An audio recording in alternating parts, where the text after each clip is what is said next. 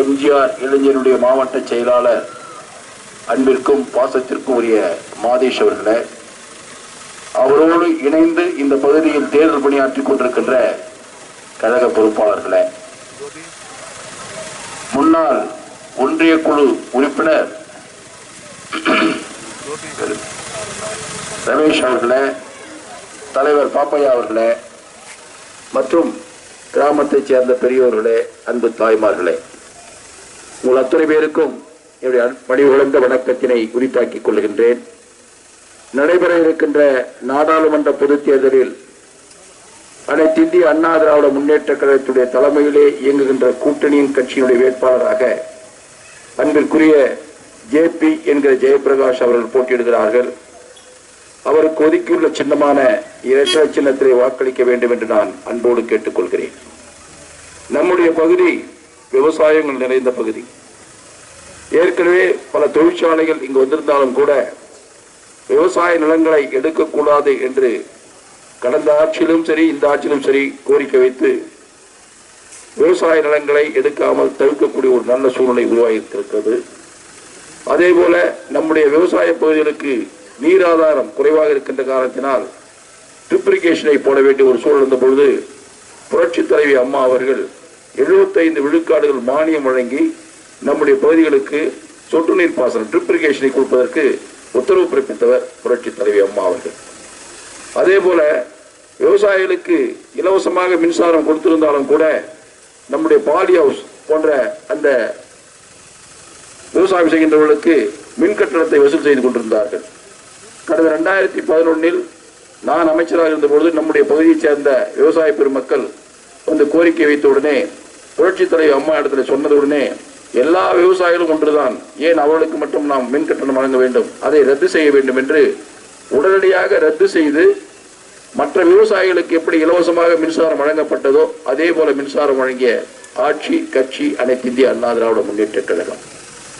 அந்த கட்சியுடைய வேட்பாளராக அன்பிற்குரிய சகோதரர் ஜெயபிரகாஷ் அவர்கள் போட்டியிடுகின்றார்கள். இன்று இவரை எதிர்த்து இருக்கின்ற திராவிட முன்னேற்ற கழகத்தின் தலைமையிலே இருக்கின்ற கூட்டணி பல்வேறு வாக்குறுதிகளை கொடுத்துக் கொண்டிருக்கிறார்கள்.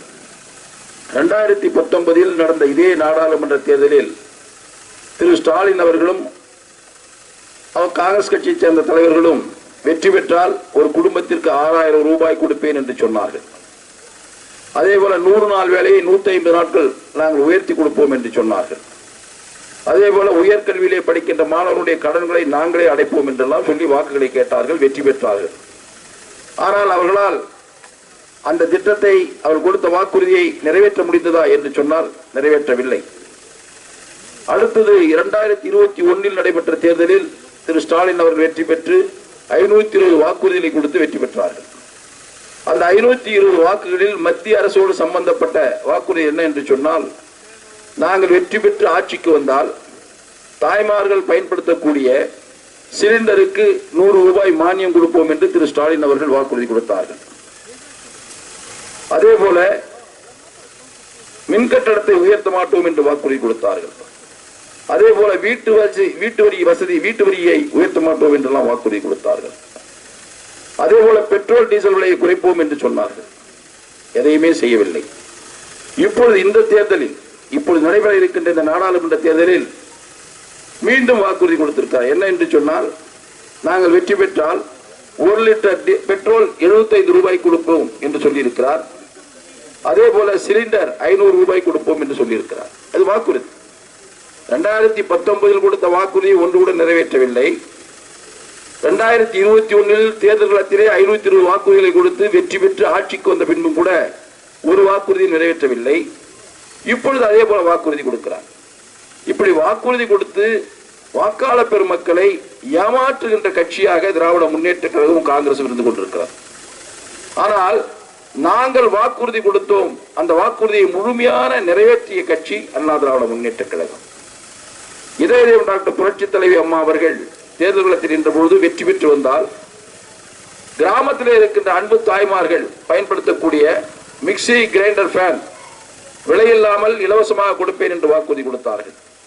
அப்படி வாக்குறுதி கொடுத்து வெற்றி பெற்று வந்த பின் 1,76,00,000 குடும்பங்களுக்கும் முறையாக இந்த விலையில்லாத மிக்சி கிரைண்டர் ஃபேன் முழுவதுமாக வழங்கிய கட்சி ஆட்சி அண்ணா திராவிட முன்னேற்ற கழகம். அதே போல ஏழைகளுக்கு வீடு கட்டி கொடுப்போம் என்று சொல்லி வருடத்திற்கு 60,000 வீடுகள் என்ற விதத்தில் 5 ஆண்டுகளுக்கு 3 லட்சம் வீடுகள் கட்டி கொடுத்து அந்த ஏழை எளிய மக்களுக்கு வாழ்வாதாரத்தை ஏற்படுத்தி கொடுக்கிறார்கள். ஆனால் இன்றைய முதலமைச்சராக இருக்கின்ற திரு ஸ்டாலின் அவர்கள் ஆட்சிக்கு வந்து 3 ஆண்டுகள் ஆகிறது. அவர் இன்னும் ஒரே ஒரு ஏழைக்கு கூட ஒரு வீடு கட்டி கொடுக்கவில்லை. அவர் பேசுகிறார், நாங்கள் எல்லாத்தையும் சாதித்து விட்டோம் என்றெல்லாம் சொல்லிக் கொண்டிருக்கிறார். சட்டம் ஒழுங்கும் பாதிக்கப்பட்டிருக்கிறது. இன்று நம்முடைய மாநிலத்தில் இளைஞர்கள் மாணவர்கள் தீய பழக்கங்கள் செல்வதற்குரிய வாய்ப்பை இந்த ஆட்சி உருவாக்கி கொடுத்திருக்கிறது.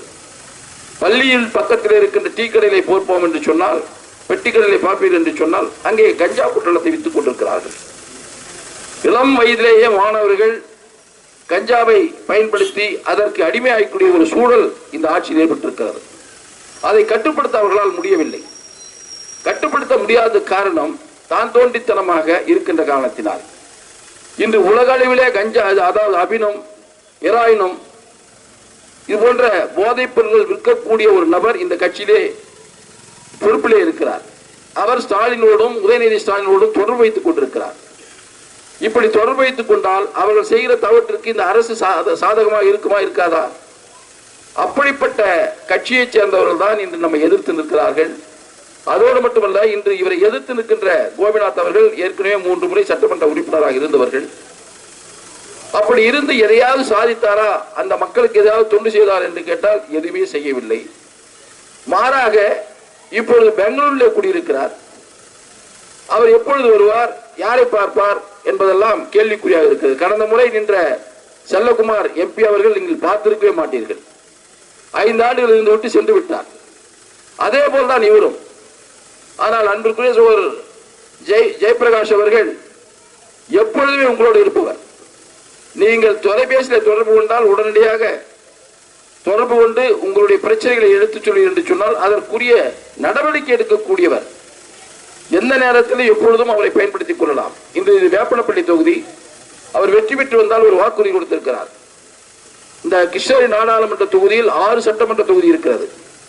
இந்த 6 சட்டமன்ற தொகுதியிலும் ஒவ்வொரு சட்டமன்றத்தினுடைய ஹெட் குவார்டர்ஸிலும் ஒரு எம்பி அலுவலகம் திறக்கப்பட்டு 15 நாட்களுக்கு ஒரு முறை நான் அங்கே வருவேன்.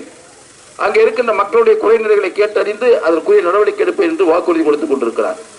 எனவே ஒரு நல்ல வேட்பாளர், எளிமையான வேட்பாளர், எளிதில் சந்திக்கக்கூடிய வேட்பாளர், அப்படிப்பட்ட வேட்பாளர் தான் அன்பிற்குரிய சகோதரர் ஜெயபிரகாஷ் அவர்கள். அவருக்கு ஒதுக்குள்ள சின்னமான இரட்டை சின்னத்திலே வாக்களித்து வெற்றியை தேடித்தர வேண்டும் என்று மெத்த பணிவன்போடு கேட்டுக்கொண்டு